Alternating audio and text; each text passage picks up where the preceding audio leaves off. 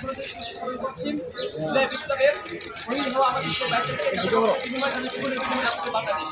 আমি এত স্মরণ করছি আমার সে আহত ভাইদেরকে যারা এখন হাসপাতালে বেডে এখন কাটাচ্ছেন, তাদের দ্রুত সুস্থ কামনা করছেন। প্রিয় দেশবাসী ও সাংবাদিক বৃন্দ, দীর্ঘ 16 বছর বাংলাদেশ ফ্যাসিবাদ এক অবকাশে নিমজ্জিত হয়েছিল।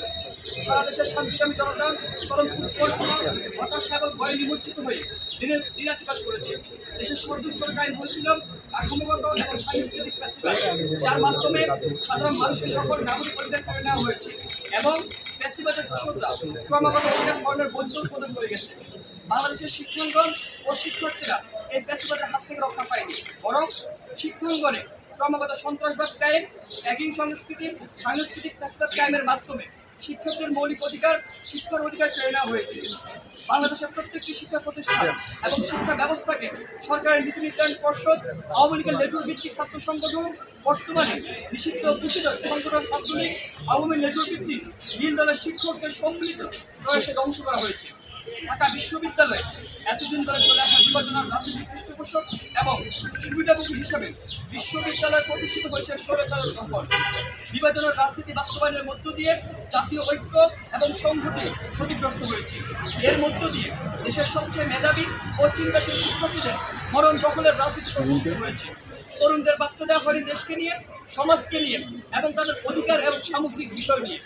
বিশ্ববিদ্যালয়ের প্রথম দিন থেকে ক্লাসরুমের অবর্ণনীয় নির্যাতনের মধ্য দিয়ে শিক্ষার্থীর চিন্তা ও মনন দখলের প্রক্রিয়া শুরু হতো। দিনের পর দিন মাদার পার্টির প্রোগ্রামে তাদেরকে জোরপূর্বক অংশগ্রহণ করার মধ্য দিয়ে চিন্তা ও মনন দখলের এই প্রক্রিয়া সম্পন্ন হতো।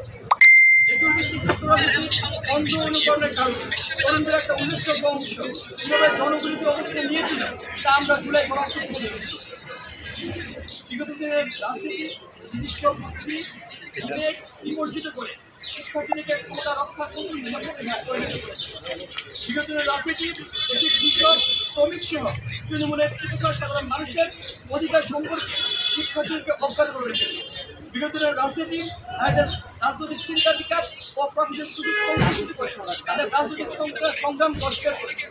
বিগত দিনের রাজনীতি ছাত্র রাজনীতিকে আদর্শিক বাইনারির মধ্যে আবদ্ধ করে রেখেছে।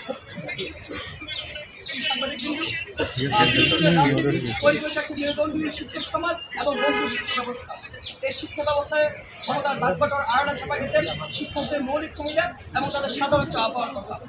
বেশিরভাগকে টিকিয়ে রাখান এই বিগত রাজনীতি প্রত্যাখ্যান করে হাজার শহীদের রক্তের বিনিময়ে নির্মিত নতুন বাংলাদেশ আমাদেরকে এক নতুন রাজনৈতিক বন্দোবস্তের প্রতিশ্রুতি জানান দেয়। অভ্যুত্থানে অংশ নেয়া ছাত্র সমাজ এই নতুন ধারার ছাত্র রাজনীতি